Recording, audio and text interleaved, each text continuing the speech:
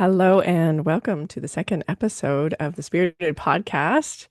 We are going to dive into a topic today that is just seemingly everywhere, and it always has been, and it's so prolifically in our environment that we often take it for granted that we know so much about the divine masculine and the divine feminine and the sacred mysteries and teachings from, you know, like of lore and of current times is our topic for today. I'm going to teach you a little bit about the mystical anatomy. Christy's going to ask me questions and share her understanding and some of the teachings from her side of what spirit is offering, and also just kind of like grill me on some pieces, and we're going to grill each other on some pieces of like, I don't understand this. This is stupid. This part's weird. Because I've always kind of had that heretical kind of look at men and women and masculine and feminine. And so, yeah, it led me on a big, big, big, big journey. So now I can teach a lot about it is what I often spend a lot of time coming back to, like, well, let's go back to the primal forces. So we're going to get into that. But I would love for you to bring us into our attunement, please, Christy. Absolutely. Yeah, Yes. drop This us is going to in. be a fascinating conversation. I know for Sarah, she has so much depth of wisdom and knowledge around this topic, where mine is just so much more in my body. I don't feel like I have a great degree of teaching around it, but I know what spirit teaches me, and so much of it's a feeling within me what the divine masculine, what the divine feminine is. So it'll be interesting to see where this conversation goes. But yeah, let's start with just doing a nice attunement, just wanting to bring us all kind of into this collective energy together as we explore and are curious. If you're not driving and you're in a safe place, I'll just have you close your eyes and take some nice deep inhales and exhales, and just connecting in with your breath, connecting in with the energy that is all around us, this supportive, loving energy within this collective community here. Maybe you want to wiggle your toes, feel yourself anchoring down into the earth. And I always love imagining this beautiful white light energy coming from source, just washing over my head, down my face, neck, and shoulders. Feeling it move down your arms and out your fingertips, into your upper chest, into your belly, your low back.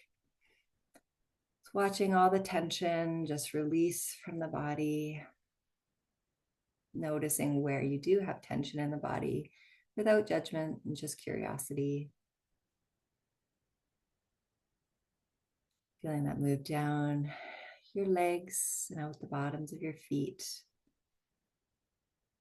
With deep gratitude for you being here, for spirit joining us, and that only what's for our highest good would be within this conversation today to enlighten us and support us on this beautiful journey. And so it is. And so it is. Mm. Do you remember kind of like in our early days of like me having like, I just always had a bit of a hook in my experience when it came to union and masculine and feminine union. To me, it wasn't obvious to like find a man and get married. Like from a very young age, that was not obvious to me. And for so many women, it was. And it was something that you and I spoke about where you're like, no, like I want to be with my soulmate and I want to have a partner. And I was always like, Christy, is that realistic?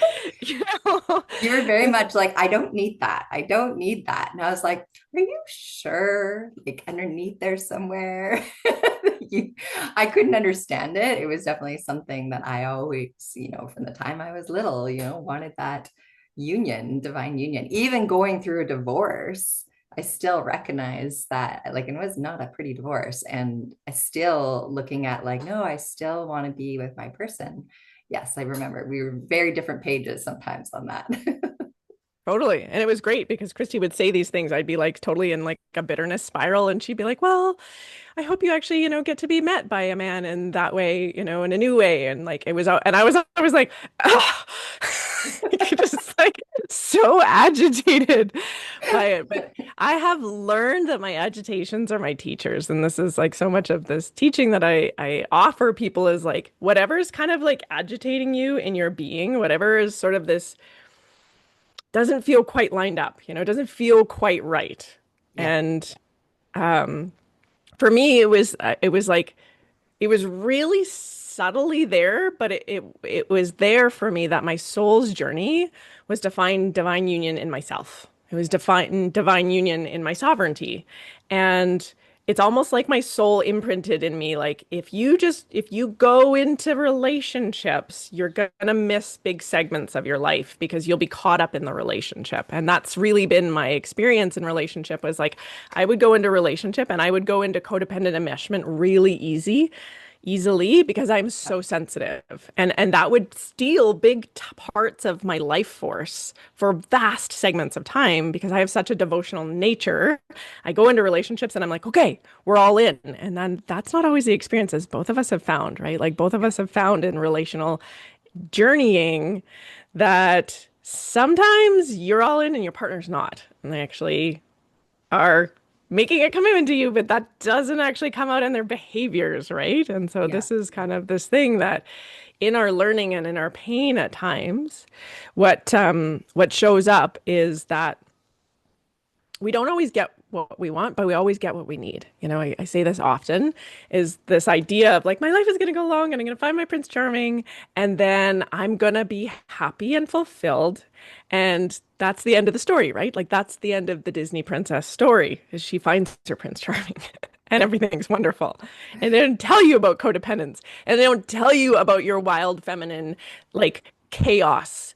And they don't tell you about a man's ego and his experience of needing respect. And they don't tell you, or maybe they did. I mean, I didn't get any of this. I had two parents that fought like cats and dogs.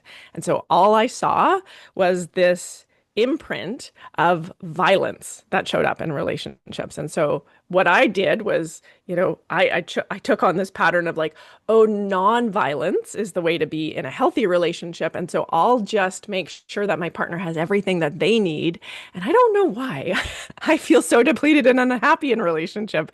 It must be the relationship that's the problem. And so at 46 years old, I'm coming at it from a different perspective, like with lots of carnage in the relational graveyard, as well as a lot of like ability to glean and discern some of the things that I like to teach people, which has to do with kind of parsing apart masculine and feminine as forces of nature that are all around us.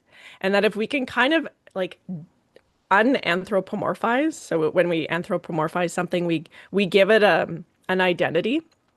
So you might give masculine consciousness an identity like the patriarchy or man, or you might give feminine consciousness an archetype like a woman. And that's what we do. And so, so often those kind of get merged really easily. And so, my invitation to you as we're speaking about these things is that we're first talking about primal forces of consciousness. And then we're going to talk about the different layers as the primal forces help teach us how to hold ourselves in sovereignty, which is this alchemical experience of like, I am the alchemist of my shadows, my wounds, my challenges.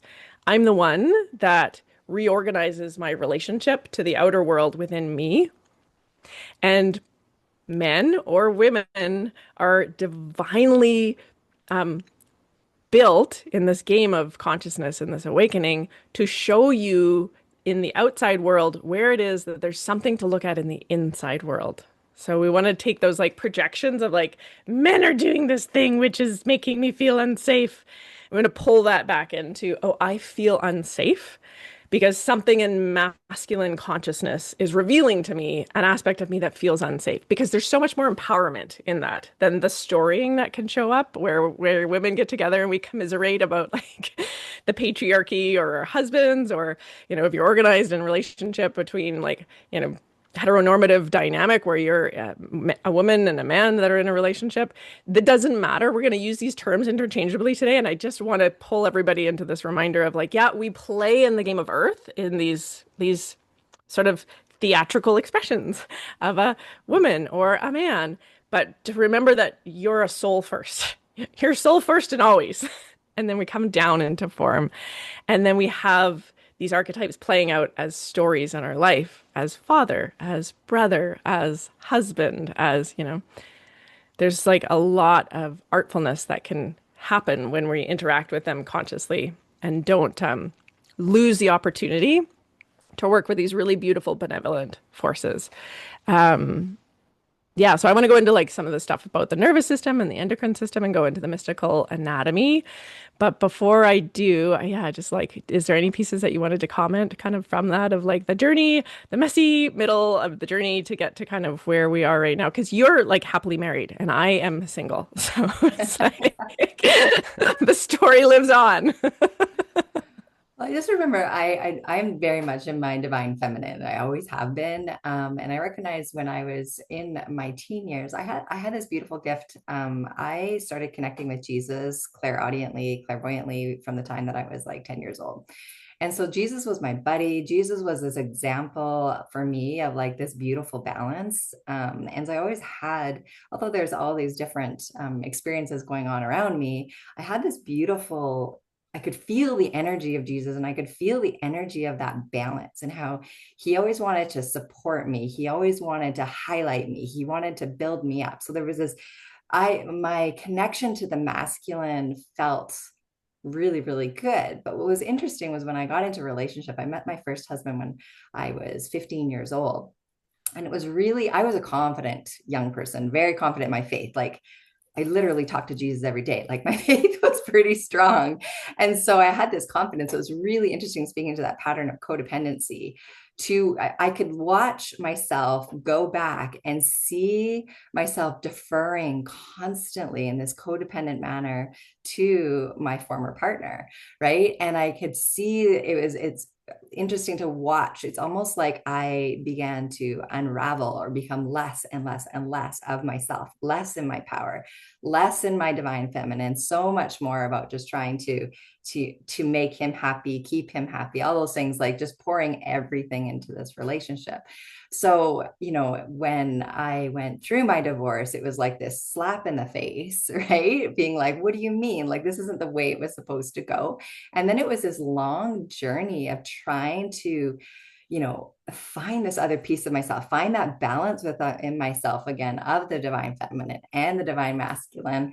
And I don't think I realized that was the journey that I was on. But yeah, talk about coming up against things, like the woman's job, the man's job, right? Like, and anytime I had to cut the grass, like I would just be cussing or crying, right? Because I was just, this isn't the way it was supposed to be, and it was very interesting to kind of watch myself go through this journey and maybe not in the depth that you're speaking to, but I just felt it in my body, right? But it took quite a while to kind of begin to define that within myself again. And I understand now why I didn't find my partner until I did, because I had to go through this and finding this balance for myself. Not that I got there fully, but to the point that when I went into another relationship, I wasn't looking for him to complete this piece of me.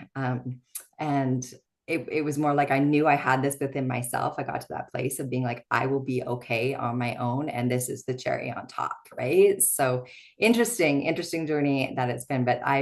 So it'll be great to hear like diving deeper of like, oh, that's what was actually going on for me as I went through this journey. So Mm. yeah. Thanks for sharing that part. And I mean, I just feel like it's such a sweet kind of as we're in our evolving, like as we're going through our human journey and we're getting wiser, we have these experiences that are really, really painful, but in those like, you know, hor they feel horrendous at the time, right? Like that experience of divorce is a death. It's a major initiation in our life. It's a death of the way we've known ourselves up until that point. And so there's these big kind of like portals that you want to look for in your awakening journey. And one of them is I'm going along and I know myself as a wife, and this is the dynamic I fulfill, and this is the dynamic he fulfills, and they're playing out in our behavior, even though, and I love how you spoke to this, that you had a relationship with Jesus where there was this experience of being supported, highlighted, and built up, which is truly healthy masculine. True, Yeah. healthy masculine is devotional to feminine and is there to protect her wild, unboundaried nature to come through as this mystical expression, this portal of grace that every woman is. And that a man in his most holy expression is there to like revere and behold that as an expression of divine feminine. So we'll be using these terms, but also just to remember, it doesn't make it, like whole, like it's we have a holy experience of pain. We have a holy experience of loss. I think sometimes when people use the word divine feminine, they think that there isn't any shadow involved in it, or there isn't any kind of like immature elements. And I would say all of us are a spectrum of immature and mature. A mature divine feminine expression is deeply embodied, devotional to masculine, is able to attune to her intuition, is able to receive deeply the masculine penetrative offering of generosity and generativity that comes from the projective nature of masculine to go into feminine. Feminine in her holy and mature expression is open to that and really stays in the seat of herself, where, it might, in the immature expression of needing to mow the lawn when that's supposed to be a blue job. That's a great example of like an immature part being like, this is unjust. This is not what I'm designed for. That doesn't mean that we're not capable of it. And the most important thing is to kind of be able to look at that and go, oh, that's a codependent pattern. And a codependent pattern is always looking to come into evolution. It's always looking to come more into maturity, into this expression of all of me belongs, including that I'm a little bit out of my wheelhouse of what I'm greatest at in this. I'm greatest at being a benevolent, loving agent of nurturance, of sanctuary. And if we take my energy and I'm mowing the lawn, it's not that I can't. It's not that I maybe don't enjoy doing it, but it's not the most aligned with my feminine expression. And so we'll have these little immature parts that are like, no, and that's okay if you can catch them and see them for what they are. Yeah, that, that imprint that you have from Christed consciousness is a good, pure place to really remember that's the truth of masculine, and that the truth of feminine is like saying yes to that, like saying yes to that devotional expression of that. And that we get to kind of play out these characters, going through a divorce, having two young children that were a part of that divorce, all of the uncertainty principles that come into triggering our nervous system to go, I'm not safe. I'm not safe in this experience. And the way that I was conditioned to believe that I would be safe and protected and provided for by a quote unquote husband, right? Yeah. That's like, that's the losing our shit kind of moment is like, wait a second. There was a rupture with reality where my reality was this. I'm a wife. I'm a wife and we are in a dynamic together. And then that reality is like, well, actually, he's going in a different direction. And it's like, oh my gosh. And so then we go on this journey. And the journey is important. I say these things because I feel like it can be so helpful to understand that the journey is where we get our juice. It's where we collect ourselves. It's where we become more a whole expression of ourselves. And we find out where those codependent patterns were that we maybe didn't know they were there, right? So in that experience where you're like, well, no, like I understand that a divine masculine, the way that I'm communing with Jesus is like, I will be supported, highlighted, and built up. And then we also have these patterns we inherited from our lineage. So from our mother and our father, that are these really great patterns that play out in the nervous system. They play out in our ancient survival nervous system. So if you look at humanity and the time that we're in right now, we're talking about this future human, we're talking about this big change in humanity that's going on. One of the ways to describe that is that our nervous system, in the nature of the way our nervous system evolved humanity to be the society that we are right now, right? We have this conscious society where we have education systems, we have systems of governance. We have systems that are here to support humanity to feel safer. Whether we're actually safe or not is a different story. That's not what this is about. It's the perception of safety. And a codependent contract will play out a dynamic where somebody provides you with something that you believe that you can't get for yourself. So it kind of becomes this disempowerment where it's like, no, he's supposed to do that for me. And we forget that we're empowered beings, that we can do that for ourselves. And that pattern helped us get to where we are. But in our evolution, in our relationship with spirit, we are moving into a time where we can experience ourself as sovereign, which essentially means that I can access my okayness, I can access my safety, I can access the truth of my intuition, as well as hold the fear that's there. And that space of alchemy, that space of like feeling the fear of like, well, I would prefer that my husband does these things, but I don't need to sacrifice myself in order for that human experience to be held for me, right? I don't need to give up of myself in order to get that. That's codependence is like it's a lot of give to get. And it's a lot of like, if you don't act this way and you don't treat me this way, then you're the problem. Yes. It has that kind of teeth to it. And so what's great is like we adopted these from our family of origin when we were younger. So the imprints will have a younger imprint. When we find one of these imprints, they'll show up often in this kind of tantrumy childlike way. So it's a really good thing to understand about codependent patterns is they often will show up like inner children that believe you can't be a certain way, right? Maybe you just want to be super selfish and be like, I just want to be in my receptivity. I just want to be an expression of a woman who's like held in all of these things, but I feel kind of guilty about it. I feel kind of like a shrinking of like, so I'm self-judging at that point. And then I'm actually attacking my own kind of like nature of wanting to be like this. And if I'm honest with myself, then I give myself permission to feel that I invite that into the world. But if I have a guilt around it, I might project that onto my partner. And these are how these little codependent dynamics show up in our life in this way. But when we come back to that expression of like support, highlight, build me up, well, then you become the person that supports and highlights and builds yourself up in devotion to the one that is like receptive to all of spirit. And so you get these higher ordering principles that we start to get to work with when we stop making it be about the other person.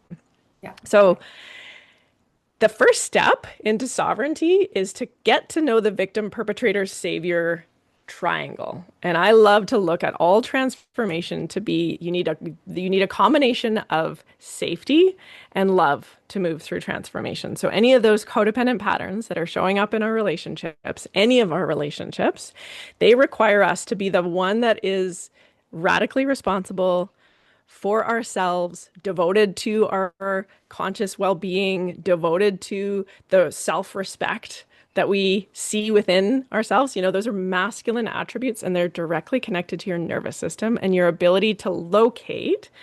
I like to teach people that their nervous system was like designed to go hunting, right? Like a man. Yeah. Where's the threat? Where's the threat? I'm scanning my environment. I'm looking around. Where's the threat? As well as where's the meat? Where's the prey? How am I going to provide for myself? Maybe that's berries, or maybe you're actually going hunting. But this ancient nervous system is connected to our nervous system now, which is our light body. It's like an electric connection to stars. Like it's wild how connected our nervous system is. But we need to meet it first to be honest with ourselves and go, do I feel safe? If I don't feel safe, I can't move through transformation. And transformation always involves love and emotional harvesting. Like, what's the truth of my intuition? What's the truth of my feminine experience? What's the truth of my embodiment? What's here? I can't actually even really listen to that until I have enough of my own masculine integrity to get true to myself about what's here. And so I'm curious for you, like as a woman who organized herself primarily being more related to like you feel is what I heard you say earlier, more in alignment with your divine feminine nature, and then moving through your life, I've also seen you like, but you were running your own business. You were doing it from the lens of both being an esthetician, but also being a bookkeeper. And so that's like a very left brain, like linear way of working in the world. And then you were providing for your children. And at one point in the course of your divorce, I remember you saying, you know what? I don't need your money anymore. I don't need to fight over this. I don't even need your money anymore. I got myself. So those are all masculine attributes of you developing your own agency. Masculine has like a really agentic way of going into the world. I'd love for you to share a little bit about like that experience for you of developing more of your masculine. Well, I think I have always, maybe you can explain this to me. I've worked a lot in my masculine energy, like so triple cancer, first of all. I am very much in my feminine, just in my being, right? So, but my masculine came through like I was very much a perfectionist. But I guess the question I want to ask first before I get into this is like what I see is divine masculine and my masculine being very, very different. Mhm. So, like, my masculine was perfectionism. We must do everything perfectly. Like, I was a straight A student. Like, I had, panic attacks when I wouldn't get things 100% right. I needed structure because I needed control. Like, this was a lot of how I functioned. Numbers to me, they made like they were black and white, right? And so when I was doing bookkeeping, it's like, I have control over this. It's black and white. Oh God, you would never want to be around me if I couldn't balance a checkbook or balance a statement, like because I just needed that constant state of everything being in alignment and control. But I don't see that as my divine masculine. That was just more me being in the masculine, or as you were talking about, like within the body, the fight or flight. I needed to be in control. I needed to see what the saber-tooth tiger was. I needed to be on top of it, and I needed to take care of it. Right. And so, I was 19 when I had my first child. I didn't get to go through like a party phase. I was like thrown into responsibility. My former did a lot of jobs away, so he was gone a lot. Like there was just a lot that, and honestly, like I didn't know any better. This is just how I did it. So part of going through like recovering from my codependency in this relationship, I was working on that piece of perfectionism as well, and moving. I always called myself a recovering perfectionist, right? Like I had to begin to move away, because so that for me, like I was very much in my masculine in that way, but I don't see that as divine masculine. What would you say to that? Like, different? Are they different? No, I love that you were able to kind of pull those apart. Totally, they're different. So one of them is the father wound, and one of them is the inherent attribute of attention, presence, decisive nature. Those are mature masculine attributes. A father wound shows up as a need for safety, where it feels like I am not safe or I don't belong. So, remember, we're talking about those codependent patterns that we get as children.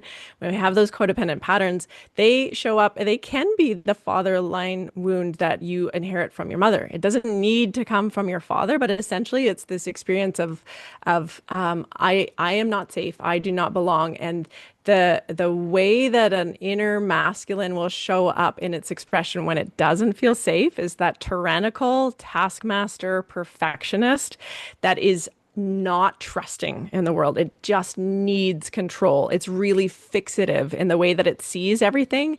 It wants to fix over feel. It wants to go in and just create so much structure that nobody has any emotion whatsoever and that everything is really controlled. So those are elements when you can start to recognize like, oh, I've pendulated into the shadowy side of masculine, and all I feel in this is this fear or this need for safety. So these are the good kind of parameters to look at, is like there's a continuum of mature masculine and immature masculine, and that would be an expression of your masculine being on board but Okay. needing to come into maturation, needing to come into a space where it knows itself a little bit better as capable, as somebody that holds their word and has good integrity, as somebody that knows their truth and stays in their lane. Those are attributes of, doesn't matter what if you're designed as a man or a woman in the body and your anatomy, it doesn't matter.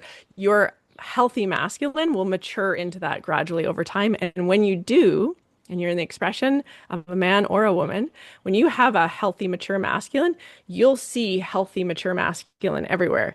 When you have an unhealthy masculine, you'll see unhealthy men everywhere and be like, that's men. That's the patriarchy. They're all bad and wrong. There's all these things going on. It's actually not that. You're projecting into the world the part of you that's like longing to come more into integration, longing to come more into fruition, longing to move more towards Jesus. Yeah. What is the shadow side of the divine, or sorry, the feminine, the mature feminine, I guess you're saying? Or Yeah, yeah, so what are the, sorry, I said that wrong. What are the shadows of the feminine side when it's an immature feminine?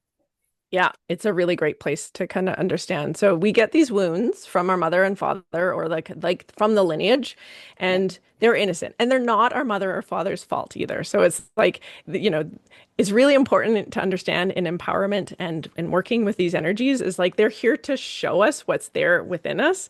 And we can't do anything with it if we're like, well, my dad was this or my mom was this. Well, then you've given your power away from working with it. So when I Yeah. share about these things, if you can stay with yourself and really just kind of feel into like, oh yeah, oh yeah, I feel that one in me. And I'm not gonna project it out onto anybody, and I'm not gonna avoid it. I'm not gonna like look away and keep it in the shadows. I'm gonna make a space for it within myself. And the mother wound is a need for love. It comes up as a core wound experience of I'm not loved or I'm not worthy. So whenever you start to feel within yourself around your wounds, if you have a worthiness wound, it's a need to bring love to a place where there was non-love. There was a place where your mother wasn't able to nurture all of your erotic experience. So you were maybe really big at a moment that your mom didn't have space for your bigness. And she was like, Chrissy, shh.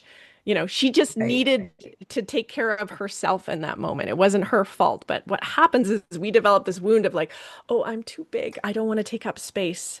I don't want to be, I don't want to overwhelm her. I'll shrink, I'll minimize. That's mother wound line. That's that sort of emotional repression. It cuts us off from our intuition. It cuts us off from our emotional guidance system because then feelings become this thing that our immature masculine wants to be like, don't feel those because I can't handle you feeling those. So it's like I need to be perfect and never feel anything, right? If sometimes like sort of these start to ring true of like, oh yeah, that is what it's like when I'm in my shadows. I'm judging my feelings and I'm trying to control the world.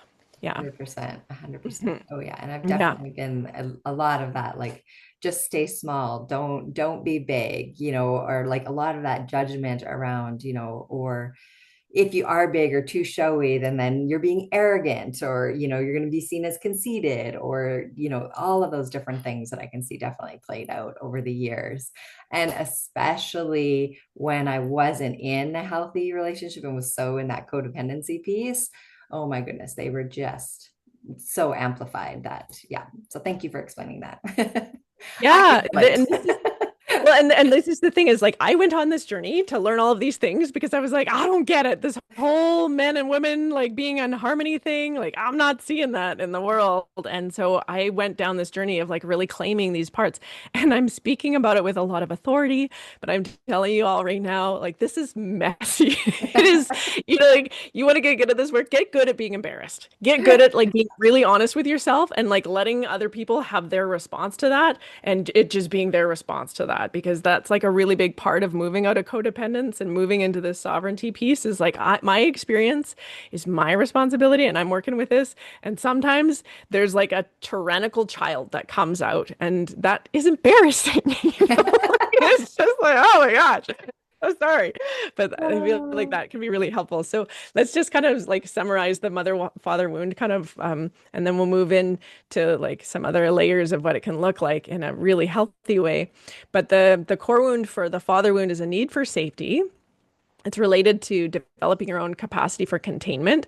So I am radically responsible for my experience. I am the one who protects and provides for my emotional needs. I prioritize my emotional needs. I embrace attention because attention is actually masculine. So, another way of looking at this is like the feeling of when you turn your face towards the sun and you close your eyes and you just drink it into all of your cells and then, somebody that you deeply love, asks for your attention and you turn and you open your eyes and your eyes will just sparkle with this receptivity of feminine in relationship to masculine because the sun is masculine.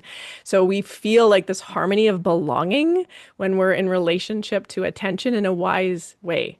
Presence is very masculine. Like a man completely embodied in his presence just brings everybody into a field of peace. And that's something that women are often trying to trigger men into being like, where are your presence? The energy is distracted. Like it's all of these kind of things that we're trying to initiate men into that experience. And sometimes that comes out from our immature self being like, he's not, whatever it is. So like those are totally normal, but we're just to be honest with ourselves, like we're looking for their decisive nature. We're looking, right? Leadership, Yes. decisive nature. We're looking for their maturity to lead us so that we can feel ourselves in our feminine nature. So when we're doing that for ourselves, we can embrace experiencing attention. We can embrace the experience of practicing presence. That's why we lead an attunement at the beginning of these podcasts is because it allows you to do that drop from that 12 inches in the mind down into the heart and into the belly, where sometimes we get lost in the mind and then we're lost in mania and manland. And as women, We're meant to be in the heart. We're meant to be in the womb space and the belly space, like lower in our hips. And that's where we feel deeply embodied in order to experience attention for that. We want to be attended to. We want to have that attention. So the healthy expression is to integrate that into our life and to start speaking to that from a space of our desire. The integration of the mother wound is to nurture your emotional and creative capacities. So it's creation. It's eros. It's life force. I love this expression that comes from some of Alison Armstrong's work, where she interviewed men and women, and she asked a man, like, what does it mean to you to want a woman? And he said, well, in a world of black and white, the experience of men being very linear in their human experience at times, in the world of black and white, woman is color. And so that relationship of remembering in your feminine nature that you're a rainbow, you're like the one that illuminates the room and you're looking for the light. If you're the water in the air that becomes the rainbow, you're looking for the sun to illuminate you. So really emphasizing the self-worth of receiving unconditional love as this like principle of energy, as opposed to it being like, I'm needy. It's like, that's totally fine. Be needy, but what's the desire underneath that? We want to get to that space of like, what's that emotional creative energy, right? That creative energy is vital force energy. That's the juiciness. That's actually what we're looking for a lot of the time. When you said that, I could just feel that all your words were so beautifully said, but I could just feel that in my body, right? It's like, oh, that feels juicy and warm and just so aligned, right? In that, I'm like, oh, thank you. Thank you for sharing it. And like, I will remember that. Yeah, a healthy woman, like a woman in her goddessiness is juicy and melty.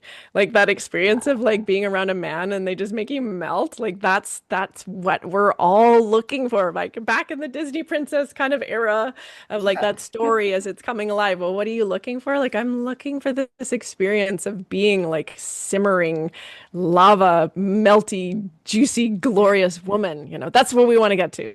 That's the experience that I feel like every woman wants. And believe it or not, that's the experience every man wants to bring you to, but sometimes it's misguided in how it shows up. Yes. Yeah. We can imagine if we can find that Yeah. within ourselves though as well, just to be able to walk in that alignment of like being able to support Yes. and hold space for yourself, to allow yourself to like be the sunlight on your rainbow, for and be how beautiful that feels in the body. I don't know if anybody else feels that in their room space, but I'm just like, oh, I feel so lit up by that energy, right? Like I can do anything in this Yeah. energy. It's so, thank you. Yeah, the thing that we're meant to get to is like that complementarity, right? So in order to come into complementarity, we do need to be able to be it for ourselves first. Like to be able to, I would say locate it is more what it is. You don't need to be in your masculine all the time to understand the nature of masculine and how to locate it in the world because attributes of masculine, why don't I talk about mature? Because it's like nice to hear about like, well, what does it look like in its healthy expression? And Yeah. for people to kind of understand whether you're a man or a woman, mature masculine looks like humble. It's interdependence. So it's basically moving from codependence to a space of being independent, but beyond independence is interdependence, which is the like beautiful experience of a human needing another human to experience more in life, right? We actually go farther together. We might go faster alone, but we go farther together. And mature masculine knows that and knows that there's relating involved with the experience of being a humble leader. There's a worship to the feminine. Whenever people come into their polarity, where they're like deeply in their masculine or deeply in their feminine, there's a longing that shows up for the other. And it's very clear and strong. So often when we're fighting in our like normal dynamics within self or in our like transpersonal dynamics, there's not enough polarity. There's not enough of one in one realm and another in another realm because erotic charges of consciousness move in that polarity space. We want to have as much polarity as possible. So there's a worship to the feminine and a magnanimous and generous emotional mental clarity. So the emotions are in service to the mental clarity, and the mental clarity is devoted to emotions flowing easily. That's the expression of like being devoted to feminine is like, how can I make your experience as a woman more beautiful? Do you need cozy socks? Do you need a glass of water? Do you need a rub on your shoulders? How do I make you comfortable in your feminine experience in order for you to, you know, be this like goddess that is overflowing with love, right? There really is this devotion to it. So sometimes in our evolution, we have to learn how to be the one that's like, I'm cold, get a sweater. My feet are cold, get some warm shoes on, you know? Like sometimes in our immature feminine, we can be like, I want this and nobody's getting it for me and it's really upsetting me. And then it's like we forget, like, you can do that for yourself, sweet sister. You know, you can do that. You can take care of that. Or, Yeah. you know, you can invite somebody to do that for you. And that's a beautiful thing. Hey, I would love it if somebody could grab me something to put over my shoulders. That would feel so sweet to me. I would love that human experience. And you watch how many people are like, "Let's do it." You, I want to be in service to you. So, wisdom and discernment is, you know, this like other mature masculine word that's used a lot. And I would say wisdom is embodied knowledge. You know, to Okay. it's not enough to just to be like, that person is doing that thing wrong. Behavior matters. And integrity around behavior and a healthy expression of a masculine is the ability to discern when somebody's an embodied expression of truth and knowledge and, you know, like I said, wisdom. That's different than somebody that's just like a soapbox, right? We don't actually respect men when they're just mansplaining something without being an embodiment of it. So that pendulating towards like it's not enough to know the path out. It's you have to be an embodiment who leads the path out. You have to be a role model of that expression for us to really be in our mature masculine. There's a lot of responsibility for boundaries and space holding for boundaries. That's also something that women can learn to have in a more masculine differentiation of themselves is to build their own boundaries of like that's too far for me. You know, I'm over giving if I will lead that will lead to resentment if I give that much. I need to hold a boundary for myself so that I don't go into that experience of the feminine when she's over giving. Yeah. Masculine can really clearly see that. So we can clearly see for ourselves, ooh, would that put me into resentment? That's an indication of like, oh, I need to build my masculine agency up a little bit. And that's a bit of a journey in itself. You know, we could do an entire episode just on boundaries and spirit. Oh my gosh. Spirit is a great like realm of learning about boundaries in because I feel like sometimes that shows up for women where they're like, this astral entity came along and now I'm just like involved with this thing where it's like, well, you're actually in charge of those parts. Like that, Yeah. like driving that ship is important. Yeah.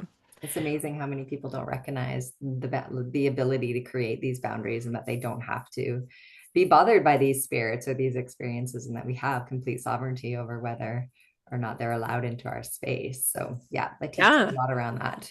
Mhm. Yeah. Yeah. And if it's showing up, that's your learning, right? Like whatever that thing, like we were saying at the beginning of the episode, like whatever that agitation is, that's your teacher. Yes. Whatever's in the way of your like understanding is your teacher. And Yeah. so that like, oh, I just keep having this experience with spirit, or I keep having this experience with people showing up in my life where they're taking advantage of me, or I keep having these elements of my digestion showing up where I have these like allergens or these like relationship with what am I putting into my body that's stimulating an inflammatory reaction in my body? Well, that's a relationship with your boundaries of self. So it's like a really great way to look at masculine patterns that we have that we adopted from our father or we adopted from what was shown to us when we were little and now it's showing up in our dynamic with our life, with our health, with our experience of being able to fully shine. You know, Yeah. another way of saying masculine is like, can I fully shine like the sun? Yes, yes, you Yes. can. Yeah. Yeah, and masculine wants you to. Um, okay, I feel like I want to speak a little bit about some of like the feminine attributes and balance this out, and then we want to just like, you know, as much as possible, not give too much in every podcast to the point where it's like overwhelming to people as far as teaching, but like also that they get a really good sense of it. And so this is, as you can imagine, a much bigger topic. We could speak about it for hours, but Will you do, yeah, shall I you'll talk a be, little bit about the mother side?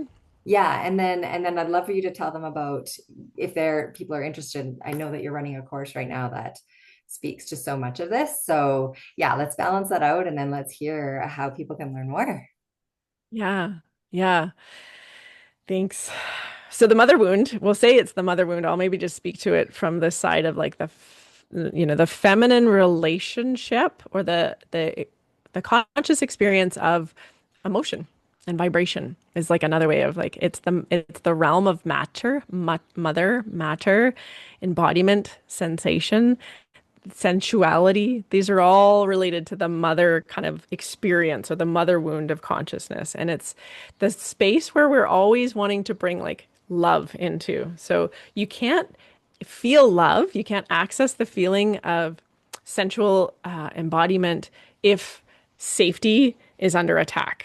So just to kind of like remember that we always want to deal with the evolution of our nervous system first, but the nervous system is in devotion to this other part, which is like super wild and the other kind of side of the coin. It's one coin, but there's like the dark side of the coin and the light side of the coin, and the feminine consciousness or yin, pure potentiality, pure kind of sanctuary leads to an environment where more can come into mission. But it can be confusing when we're working with the wounded part of the vibration, which is this place where we are unconsciously seeking to move into self-derived approval. So in our evolution of the wound, we want to move to a space of transforming this wound of I am not loved or I am not worthy into nurturing your emotional and creative capacities with a high emphasis on self-worth and receiving being something that is your responsibility to have unconditional love for yourself, unconditional worthiness in receiving is probably the biggest challenge that I run into with women. Yeah, Yeah. absolutely. Yes. Yeah. You see this too? Pick not only that, but like that's me. If I look over, yeah, definitely. Yeah. Which is such a funny thing is that, sometimes when we show up and our energies are very organized around, I am really feminine, I'm really yin, then it's easy to kind of postulate like, oh, well, you must be really good at receiving that. And it's like, well, actually, because you know what you need in order to receive a stronger masculine container. Yeah. So when we're unboundaried, when we're kind of in like the wateriness of our life, sometimes what we need is more masculinity. What we need is more capacity to hold the yes, because the Yeah. yes is within our container. We can't get to it when we feel unsafe. We can't get to it when we feel like we're self-attacking, right? If we're the ones that are like our own villain at the same time, then we're the ones that are also the victim. And this shows up in these unconscious patterns really easily. So bringing love to a wound pattern that wants to go in the direction of like avoidance, quick judgment on inner feelings, when emotions are viewed as like this annoying problem, that's a space to kind of be like, oh, this is my mother wound. How do I want to work with my mother wound? Do I feel like I need to find safety for myself first? Then you want to imprint a bit more safety into your system, which is a bit of a process. That's why I'll talk about it in a minute. I actually find that it takes a couple months to help women to imprint this into their system. But once we start to recognize our worthiness around receiving, we get really artful at bringing more love into the world. We actually become like incredibly benevolent and kind and generous and sexy and like want to, make love more. We want to bring more love into the world because we want to create. We're womb holders. So we want to bring like juicy joy into the world. So when we are blocked in bringing juicy joy into the world, it can just be that we need to have stronger containment or we need to kind of have stronger self-respect. That sort of comes from like building your own self-integrity and building your own, relationship with not being the one who's attacking yourself. So true. I would say some of my most significant shifts and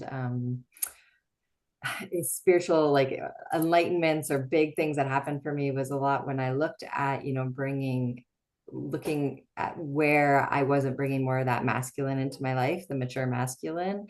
And then as I looked at like the limiting beliefs and things that I had, it was interesting as I began to heal that side, then all of a sudden, all that beautiful, mature feminine started to show up in my life. And it was quite quick the shift Yeah. as well. So that was really an interesting, as you're speaking about it, being like, oh, I've experienced that. I've experienced and I brought more of that balance in to see how quickly I was able to go into, I can be bright, I can be big, I can show up, I'm not afraid, all of those things. But at first I had to look at this other side, that masculine side. So yeah, wonderful. So tell us, how can people learn more? And tell me about this amazing program that you're running. And there's so much information. I'm excited to hear. Uh, well, I have two programs. So funny how like spirit, I would say the way that spirit works with me is it's like it gives me a pain in my heart, and then I'm like, I have to figure out how to solve this pain in my heart. And then I figure it out, and then I'm like, okay, who else wants to figure out how to solve this pain in their heart? Because I'm not the only one, right? I'm not the only Yeah. one that had this really painful upbringing and this incredibly, diverse experience in the 80s around, not necessarily good examples of healthy masculine and feminine going on in the 80s and then in the 90s and now to this space where I really care about bringing like practical embodiment into people's experience over a period of time. We don't just digest our patterns like overnight. Like in my experience, a lot of the time we get like a layer and then that shifts, and then we get another layer and that shifts, and we get another layer and that shifts. But I love what you were sharing just before I started speaking about this, and that is that when we start understanding our alignment better, it's not like we learn what it is in order to get it. It's more of a remembering. It's already in there. It's Yeah. already this place where it's like, okay, I was suffering with this pattern, and then I started to recognize that I was like extending myself too much in a direction that wasn't helping me come into balance. And now that I understand how to get into my lane and experience myself in this way, it was already there. I didn't need to do anything, right? I didn't need to do anything to achieve it. So that digestion around coming into alignment is a really sweet homecoming. It's not like a typical curriculum or course where you're like, I'm going to go do a. This is very masculine. We live in this kind of still masculine expression of these things you see a lot where it's like 10 steps to coming into your divine feminine or like, like 10 steps to heal your nervous system in order to experience, a different experience of peace. What I have found is that is the old patriarchal dominating way of coming, it leads us out of ourself. So coming home to yourself is a big part of the teaching that I have been learning for myself and then teaching for other people. And so I'm going to talk about these two programs, but I'm going to talk about the second one, the sexy one. I'm going to talk about that first because it has to do with union and mystical union. So this is a 12-week program that I'm running with my other Chris. I have Christy. I have two Christies and a Chris, and they're all like related to Christianity and golden Christed consciousness. And You know, like, the name Christy or Christine is messenger of God. There's a reason. yeah. So my friend Chris is also a messenger of God. He was a priest. He was a Jesuit Yeah. priest for a decade, and he's been somebody that I've been working with on the awakening process of alchemy and sexual union. So we're taking our past teaching. We did a couple of different programs that were related to helping people understand how to use alchemy as a transformative, like self-evolving sovereign journey. And now we're taking this in the realm of like, if you're wanting to learn how to do this in your relationship, like in your loving relationship, we're going to be speaking about BDSM. We're going to be speaking about kink. We're going to be speaking about the nervous system and devotion and all of the ways that you can do these very practical couples exercises to start using erotic energy and kinky energy or life force energy to unkink yourself, to actually like find those like belief patterns that you have and start to turn them into this alchemical cauldron of transformation. Because the fastest way I have found for us to move from a place of non-love or suffering into love is actually through play.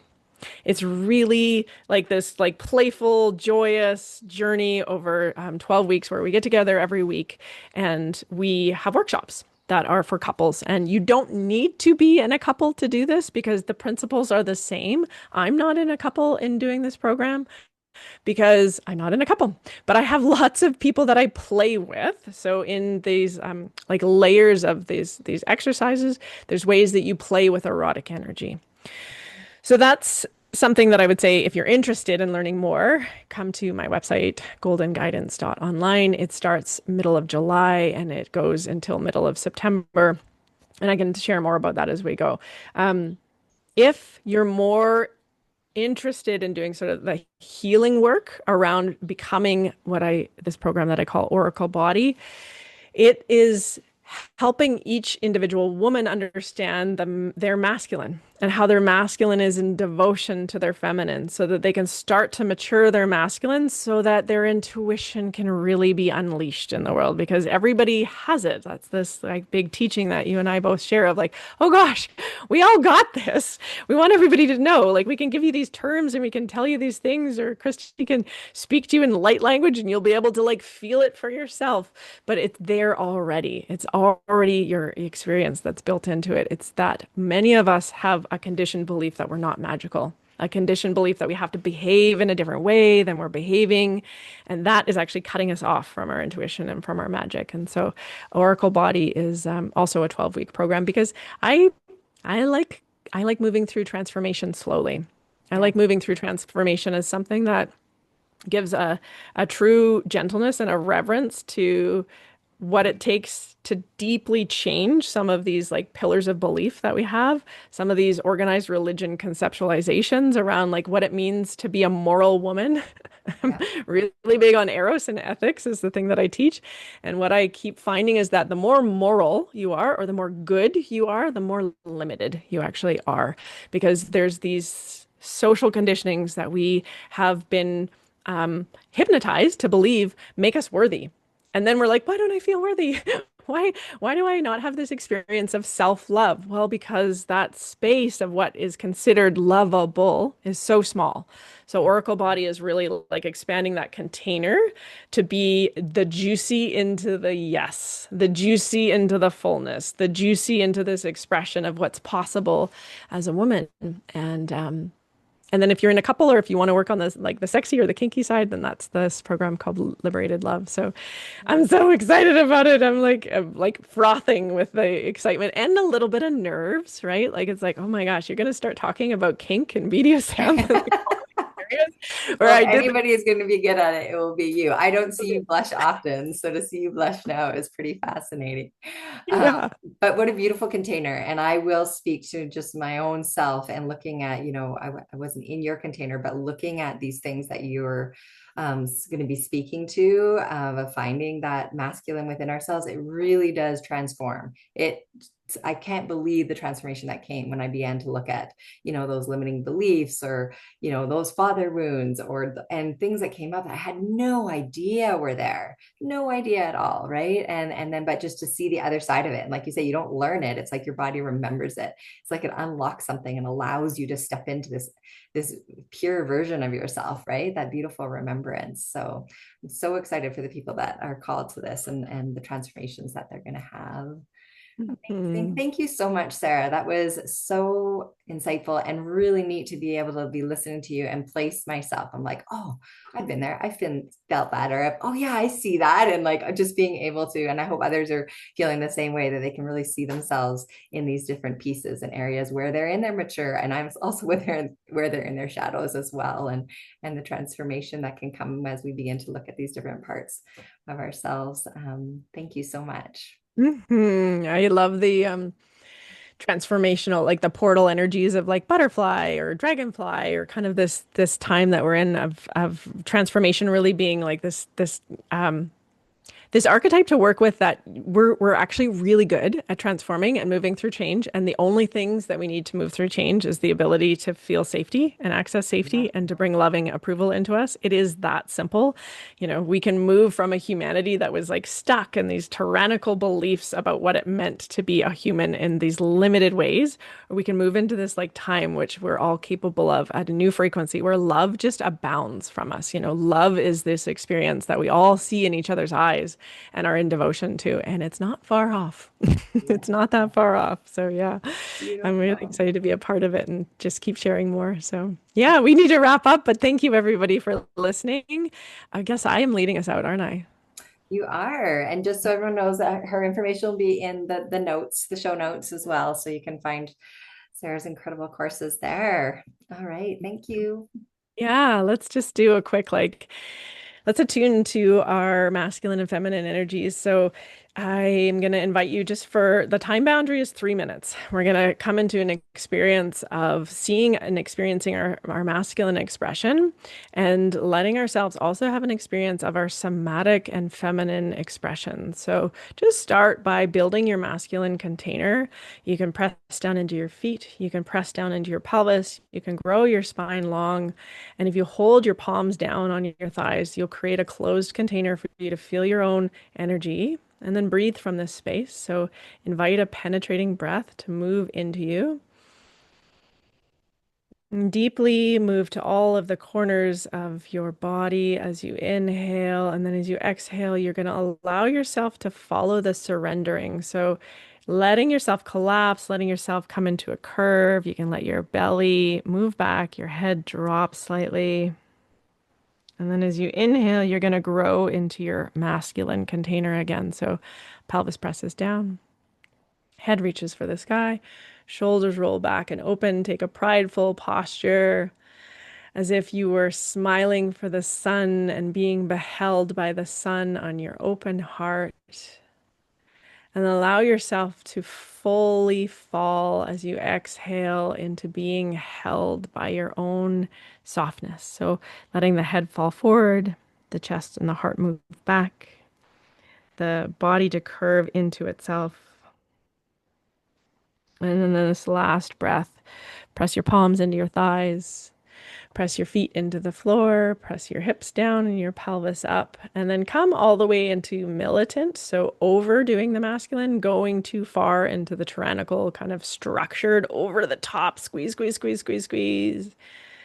And then as you exhale, you're going to just allow yourself to fall like a falling leaf or a feather on the wind into the space in between where you've got structure, you've got containment, and you got a space for your soft heart and your sweet intuition to be deeply experienced as your gaze turns towards self. So your masculine gaze is turning towards my feminine, desirous, intuitive yearning, my deep longings. What is it that I long to create in the world? What is it that my heart longs to offer and to multiply in the world? How can I bring my heart in devotion to what I am yearning for? How do I speak from that space? So bring one hand to your heart, one hand to your belly. Take a breath in from there.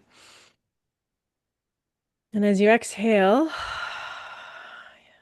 you're going to let it all go. As that is the nature of feminine, is to be in the trusting, be in the I don't need to know when or how this is going to happen, but I know it will. Thank you, Christy. Much love to you all. Thank you, everyone. Thank you, Sarah. Blessings. See you in the Blessings. next episode. Okay. Talk soon. Bye. Bye.